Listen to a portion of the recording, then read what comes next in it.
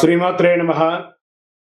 సద్గురు జ్యోతిష్యాలయం జూలై నెల రాశి ఫలితాలు కొన్ని అనివార్య కారణాల వల్ల ఒక 10 రోజులు లేటుగా నేను మీ ముందుకు వస్తున్నాను. జూలై 10వ తారీఖు నుండి మొదలు పెడితే జూలై 30 వరకు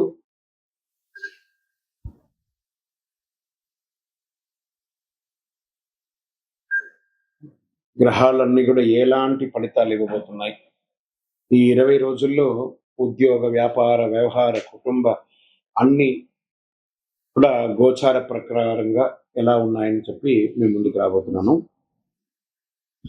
జ్యోతిష్యం అంటే అందరికీ ఒక ఉత్సాహం. ఈ నెల నాకు ఎలా ఉండబోతుంది అనేది చాలా మంది గురుగారు ఈ నెల మీరు నాకు అందుబాటులో లేదు అనడం కొన్ని అనివార్య కారణాల వల్ల నేను కాస్త ఆలస్యంగా వచ్చాను. మీకు కలిగిన ఇబ్బందికి క్షమించండి. జ్యోతిష్యం పడుతున్న వర్షానికి ఒక గొడుగు మాత్రమే కానీ జ్యోతిష్యం జీవితం కాదు. ఈ యొక్క ఫలితాలన్నీ మీ యొక్క వ్యక్తిగత జాతకానికి ఒక 30% మాత్రమే వర్తిస్తుంది.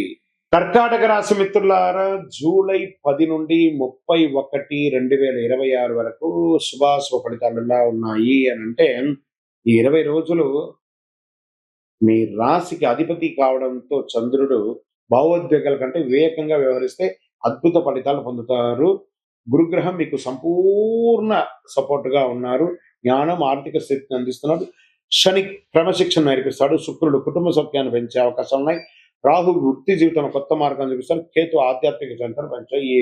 ఈ కాలంలో సహనం మీకు గొప్ప విజయాన్ని సాధిస్తుంది. మీకు సమయం బాగున్నప్పుడు అహంకారం రాకూడదు. ఈ కర్కాటక రాశి వారికి ఉన్న ఎలా ఉంటుందంటే, ఇబ్బందిగా ఉన్నప్పుడేమో చాలా ఇబ్బందిగా ఏదో కోల్పోయినట్టు అనుకుంటారు. బాగా టైం ఉన్నప్పుడు విపరీతమైనటువంటి అహంకారంతో ప్రవర్తిస్తారు. అది కొంచెం మార్చుకోవాలి. వ్యాపారంలో గత కొంతకాలంగా నిలిచిపోయిన పనులన్నీ మళ్ళీ వేగవంతం అందుకొని అద్భుతమైనటువంటి లాభాలతో ఈ నెల మీరు వ్యాపారం మాస ద్వితీయంలో పొందే అవకాశాలు గట్టిగా ఉన్నాయి. హోటల్, డైరీ, హాస్పిటల్, విద్య, ఫార్మసీ ఇలాంటి వాటికి ఫుడ్ రిలేటెడ్ వాళ్ళకి చాలా బాగుంటుంది అని కూడా క్లియర్ గా చెప్పడం జరుగుతుంది. క్లాత్ రిలేటెడ్ వాళ్ళకి చాలా బాగుంటుందని కూడా చెప్పే అవకాశాలు ఉన్నాయి. ఇంకా ధన ప్రవాహం పెరుగుతుంది. పాత బకాయిలు వచ్చే అవకాశం ఉన్నాయి. ఇల్లు, వాహనం అంటే ఆస్తులు, పెట్టుబడులు, మీకు పూర్వీక ఆస్తులు అలాంటి కలిసి వచ్చే అవకాశాలు ఉన్నాయి. ఉద్యోగస్తులకి కొత్త బాధ్యతలు వస్తాయి. ప్రైవేట్ రంగం వారికి పనితీరు అధికారులు ప్రశంసిస్తారు. పదోన్నతి లేదా జీతం పెంపు విషయంలో సానుకూల పరిస్థితులు వస్తాయి. ఉద్యోగ మార్పు కోసం స్థాన మార్పిడి లేదా ఊరు మార్పిడి లేదా దేశ రాష్ట్ర మార్పులు కూడా ఉంటాయి. ఇక ప్రభుత్వ రంగ ఉద్యోగంలో ఉద్యోగస్తులకు ఉన్నతాధికారుల సహాయం అందుతుంది. పెండింగ్ లో ఉన్న ఫైల్ అనుకూలమవుతుంది.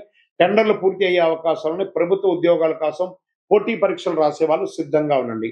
ప్రైవేట్ ఉద్యోగంలో IT, health care, banking, pharma, education, corporate రంగాల్లో పనిచేసే వారికి కొత్త ప్రాజెక్టులు ఇచ్చి విదేశీ కంపెనీలతో పనిచేసే అవకాశాలు బాగున్నాయి.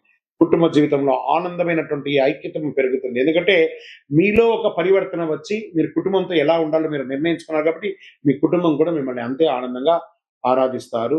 తల్లిదండ్రుల ఆరోగ్యంపై శ్రద్ధ వహించాలి. పెద్దల ఆశీర్వాదం వల్ల నిలిచిపోయిన పనులు పూర్తవుతాయి. దాంపత్య జీవితంలో తీసుకుంటే విశ్వాసం పెరుగుతుంది. వివాహం కాని వారికి వివాహ ప్రయత్నాలు అనుకూలం అవుతాయి. దాంపత్య జీవితంలో చిన్న చిన్న అపార్థాలు వచ్చినా దాన్ని తొలగించుకుంటారు. ఇక సినిమా రంగం వారికి, కళాకారులకి, సోషల్ మీడియాలో ఉన్న వారికి కొత్త అవకాశాలు వస్తాయి. మీ ప్రతిభకు మంచి గుర్తింపు వచ్చే అవకాశం. ఆలస్యంగా అయినా ప్రాజెక్టు ఈ నెల మీరు సంతకం పెట్టే అవకాశాలు ఉన్నాయి. సినిమా మిత్రులారా, గెట్ రెడీ. కోర్టు వ్యవహారంలో అనుకూలమైనటువంటి పరిణామాలు కనిపిస్తున్నాయి. కుటుంబ ఆస్తి వివాదాలు, రాజీ పడలాలు పరిష్కారం అయ్యే అవకాశం ఉంది. న్యాయపరమైన పత్రాలు పూర్తిగా పరిశీలించి సంతకం పెట్టండి. విదేశీయ ఉద్యోగం, ఉన్నత విద్య, వ్యాపార ఒప్పందాలు, వీసా వ్యవహారాలు పురోగతి కనబడుతుంది. విదేశీయ మార్గంలో షేర్ మార్కెట్లో దీర్ఘకాలిక పెట్టుబడులు అది అనుకూల సమయం. బ్యాంకింగ్, ఫార్మా, ఆహార పరిశ్రమ, మౌలిక వసతులు, రంగులు ఇవన్నీ కూడా చాలా అద్భుతంగా ఉంటాయి. ఇంకొక విషయం ఏమంటే కూడాను మీకు పవర్ సెక్టార్ లో ఇన్వెస్ట్మెంట్ ఎక్కువ చేయడానికి ప్రయత్నం చేయండి. లాంగ్ టర్మ్ లో రియల్ ఎస్టేట్ భూములు, ఇల్లు, వ్యవసాయ భూములు కొనుగోలుకి ఎంక్వైరీస్ వస్తాయి కానీ క్లోజ్ కాదు వ్యాపారం. జాగ్రత్త పడండి.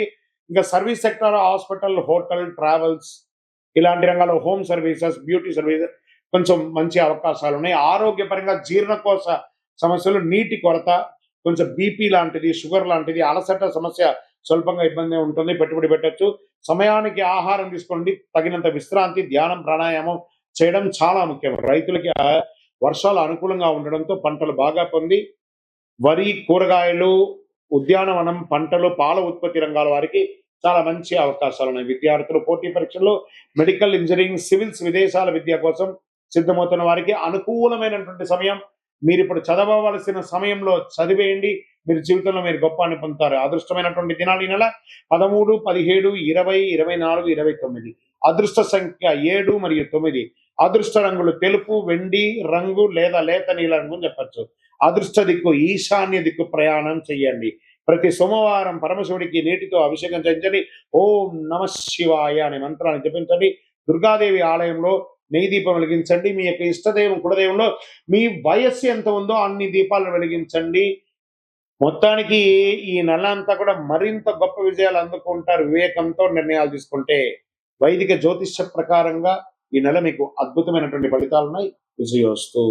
మీ యొక్క వ్యక్తిగత జాతకం తెలుసుకోవాలనుకుంటే మీ పరిసర ప్రాంతాల్లో ఉన్నటువంటి గురువుల్ని సంప్రదించండి, జ్యోతిషాస్త్ర నిపుణుల్ని సంప్రదించండి. లేదా మా ద్వారానే మీరు జ్యోతిష్యం తెలుసుకోవాలి అని అనుకుంటే మన ఛానల్లో కనబడుతున్న డిస్ప్లేలో కనబడుతున్నటువంటి నంబర్కి మీ పేరు, మీ date of birth, time of birth, place of birth WhatsApp చేయండి. మా అడ్మిన్స్ మీకు రిప్లై ఇస్తారు. ఇకను శక్తివంతమైనటువంటి ఫలితాలు పొందడానికి అతి శక్తివంతమైనటువంటి కరుంగాళి మాల, ఈ కరుంగాళి మాలను మన దేవాలయంలో 48 రోజులు పూజ చేసి సిద్ధంగా ఉంచాం. చండి, సుదర్శన, సుబ్రహ్మణ్య భుజంగం చేసి ఇలాంటి మాల ఉంది రెడీగా. ల్యాబ్ టెస్ట్ చేసి కావలసిన సంప్రదించండి. మాతో మాట్లాడి కన్ఫర్మ్ చేసిన తర్వాతనే మాల తీసుకోండి, కానీ డైరెక్ట్గా తీసుకోండి. ఇక్కడ ఆన్లైన్లో మేము అమ్మట్లేదు. మా సంస్థకు మీరు అప్రోచ్ అయితేనే వాట్సాప్ ద్వారా ఫోన్ చేస్తేనే మీకు ఇస్తాము. కానీ మీరు బయట ఆన్లైన్ నుంచి తెచ్చుకుంటే మా సంస్థకు ఏ విధమైనటువంటి సంబంధం లేదు. మీరందరూ క్షేమంగా ఉండాలని భగవంతుని ప్రార్థిస్తున్నాను. సర్వే జనాః సుఖినో భవంతు. ఇంటి ముందు ముగ్గు వేయకపోతే ఏం జరుగుతుంది? అదొక ప్రశ్న, దానికి ఒక ఆన్సర్. ఇప్పుడు ఎలా చెప్తున్నాం అంటే కొన్ని ప్రశ్నలకు విచిత్రంగా కూడా ఉంటాయని కూడా చెప్పచ్చు ఆన్సర్. ఎలా ఉంటుందంటే ఇంటి ముందు ముగ్గు వేయడం అనేది కేవలం అలంకరణ కాదు. ఇది ఒక హిందూ సంప్రదాయమైనటువంటి ఆరోగ్య, శుభ్రత, ఆధ్యాత్మిక సంస్కృతి అన్ని కలిసి ఉన్నదే ముగ్గు. ముగ్గు ఎందుకు వేస్తారు? లక్ష్మీదేవికి ఒక ఆహ్వానం. మన ఇంటికి లక్ష్మి కావాలి కదా. ఏమంటున్నాం? భాగ్యాద లక్ష్మీ బారమ్మ అనే అమ్మవారిని పిలిచేటప్పుడు శుభ్రంగా ఉండాలి కదా. సంప్రదాయ నమ్మక ప్రకారం పరిశుభ్రత ఇంటి ముందు ముగ్గు కంటే మహాలక్ష్మి దేవి కటాక్షం లభిస్తుందని డైలీ ఇంటి ముందు ముగ్గు వేస్తారు. మరి పరిశుభ్రతకు కూడా గుర్తు. ఓహో, వీళ్ళు ఇల్లు శుభ్రంగా ఊడ్చి క్లీన్ చేసి ముగ్గు వేస్తారు కాబట్టి పూర్వకాలం తెల్లవారుజామున ఇంటి ముందు ఊడ్చి నిల్లు చల్లి ముగ్గు వేయడం అనేది పరిసర ప్రాంతాలు శుభ్రంగా ఉండేది అనేది ఆరోగ్యానికి ఇచ్చే ఒక మొదటి ఇది. ఇంట్లో ఏవో చిన్న చిన్నవి ఉంటాయి, పడిపోతూ ఉంటాయి, చిన్న చిన్న జీవరాశులు చనిపోతుంటాయి, దోమలు కానీ లేకపోతే ఇవన్నీ కూడా వైరస్ వచ్చేవి అన్నీ కూడా ఏం చేస్తారు? ఊడుస్తాం, నీళ్లు చల్లుతాం, కలాపు చల్లుతాం, ఆరోగ్యపరంగానే ఉంటుంది ఏం చెప్తారు. జీవరాశులకి ఆహారం, దాంతో బియ్య పిండితో ముగ్గు వేస్తూ ఉంటారు జనరల్ గా. ఇప్పుడు కదా అన్ని వేస్తుంటారు. సంప్రదాయంగా బియ్య పిండితో ముగ్గు వేయడం వల్ల చీమలు, చిన్న చిన్న పక్షులు వాటికి ఆహారం దొరుకుతుంది కాబట్టి అలా కూడా ఇంటి ముందర ముగ్గు వేస్తారు. సానుకూలమైనటువంటి వాతావరణం వస్తుంది. అందమైన ముగ్గులు ఇంటికి వచ్చే వారికి ఆహ్లాదకరమైనటువంటి భావన. వీళ్ళు చక్కగా ఉన్నారు, సంప్రదాయంగా ఉన్నారు, ఎవరైతే అలా అనుకుంటూ ఇంట్లోకి వస్తారో ఆ ఇల్లు కూడా సుభిక్షంగా ఉంటుంది. ఇంత ఏకాగ్రత ఎలా పెరుగుతుంది? ముగ్గు వేయడం చేతి నైపుణ్యాన్ని, ఏకాగ్రతను పెంచుతుంది, సృజనాత్మకత పెంచుతుంది. కళలుగా కూడా మనం నేర్చుకునే ఒక ముగ్గు అనేది కాన్సన్ట్రేషన్, ఇన్ని చుక్కలు వేయాలి, ఇన్ని ముగ్గులు వేయాలని వాళ్ళలో కూడా ఆడవాళ్ళ ఒక కళ పెరుగుతుంది.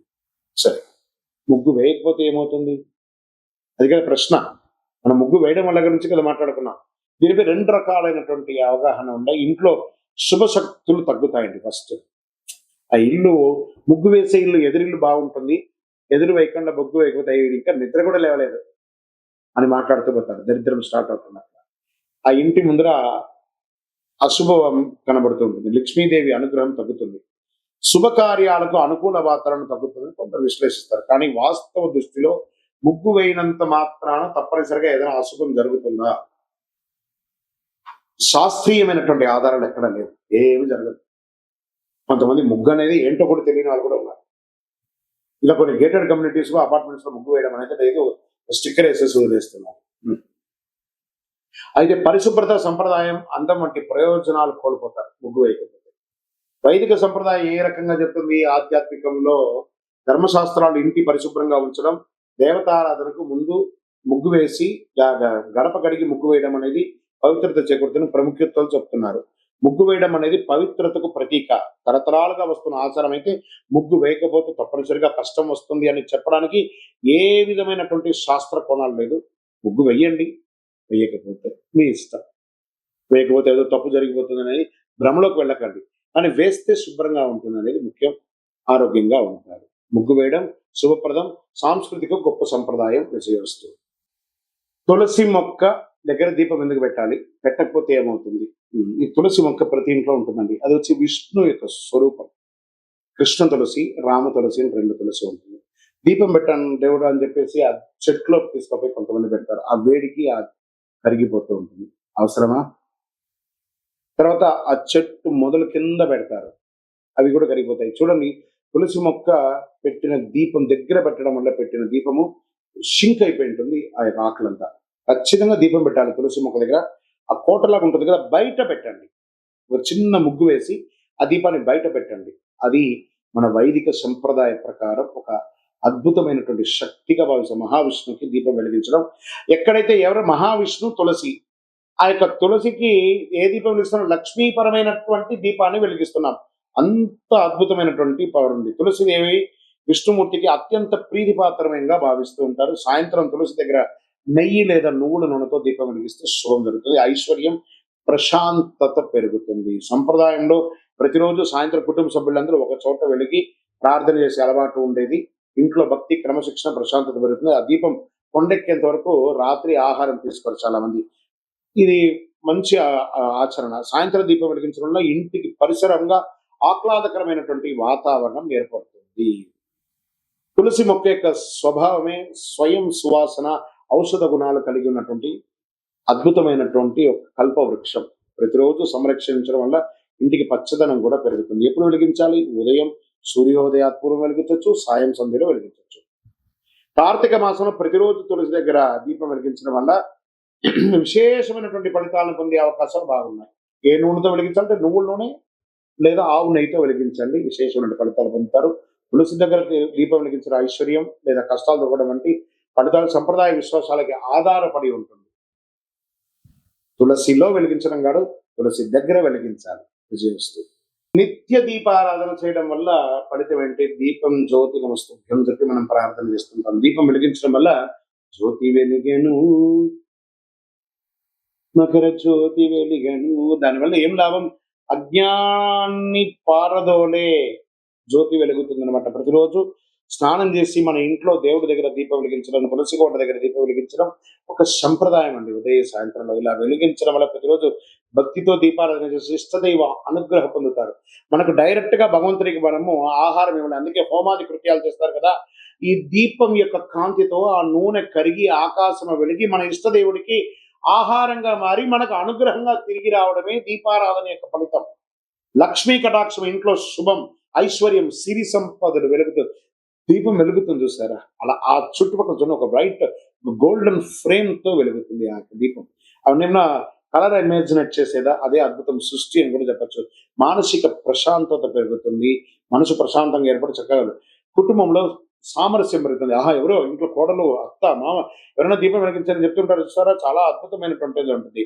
ప్రతికూలత అంతా కూడా తొలగిపోతుంది. నెగిటివ్ వైబ్స్ అంతా తొలగిపోతుంది. ఉదయ సంధ్య దీపాలు వెలిగించడం వల్ల ఆరోగ్యపరమైనటువంటి దినచర్యగా మారుతుంది. ఏ నూనెతో వేయొచ్చు అంటే ఆవు నెయ్యి, నువ్వుల నూనె, ఇతర సహజ నూనెలతో దీపారాధన చేయొచ్చు. అంత విశేషం. ఎల్లప్పుడూ వెలిగించాలా, అఖండం వెలిగించాలా, నిత్య దీపం వారి వారి శక్తిని బట్టి. ఒకవేళ మీరు అఖండ దీపం వెలిగించి గాలికో దీనికో ఆరిపోతే అదేదో అపశకునంగా మార్చకండి. టెక్నికల్ గా ఆరిపోయింది అంతే. దాని గురించి దీపం వెలిగించడం మన బాధ్యత. ఆ ఉండడం ఉండకపోవడం అనేది గాలిలో, ప్రకృతిలో ఉన్నటువంటి శక్తిని బట్టి. కాబట్టి సెంటిమెంట్ కి దీపాన్ని తీసుకొని వెళ్ళకండి. అది నిత్య ఉత్సవం, నిత్య పని. అది విజయవస్తు. ప్రతిరోజు కనకదార స్తోత్రం చదవాలా? దానివల్ల ఫలితం ఉంటుంది కదా. ఒక పేద ముసలి ఆవిడ ప్రార్థన చేస్తూ ఉంటే ఆదిశంకరుల వారు భిక్షాటనకు వెళ్ళారు. భవదీ భిక్షాన్ దదాతు దేహి కదవతి భిక్ష, మీరు నాకు దానం ఇస్తున్నారంటే ఆ ఒక బ్రహ్మచారి కుర్రోడు వచ్చాడు కదా అని చెప్పి ఇల్లంతా తిరిగి వెతికితే ఎక్కడ కనబడపోతే ఒక కుళ్ళిపోయిన ఒక ఉసిరికాయ మాత్రం ఉండిందట ఆ పేద ఆవిడ దగ్గర. కాలుడి క్షేత్రంలో, కాల్ అడి అంటే కాలు పెట్టినటువంటి స్థలంలో, అలాంటి క్షేత్రంలో ఆవిడ వచ్చి తీసుకొచ్చి, అయ్యా నా దగ్గర ఉన్నది ఇదే అని చెప్పి ఇవ్వగానే అంగం హరే పులగభూషణ వాసయంతి అని చెప్పి కనకదార స్తోత్రాన్ని ఆదిశంకరులు ఈ ప్రపంచానికి అందించారు. అలా ఆ ఇంట్లో ఆ బంగారు వర్షం కురిసిందంట. ఆ ఉసిరికాయతో వర్షం. ఆ కనకదార స్తోత్రం చదవండి. 2 పూటలా చదవండి లేదా వినండి. యూట్యూబ్‌లో వస్తున్నాయి. టీవీలో వస్తున్నాయి. ఆ అడ్వర్టైజ్‌మెంట్‌తో కాదు, డౌన్‌లోడ్ చేసుకొని వింటూ ఉండండి. ఎలా అద్భుతమైనటువంటి ఫలితాలు పొందుతారంటే ఐశ్వర్యం, ఆనందం, ఆరోగ్యం అన్ని రకాలైనటువంటి ఫలితాలను పొందుతారు. ఆ కనకదార స్తోత్రంలో అంత పవర్ ఉంది. విజయోస్తు.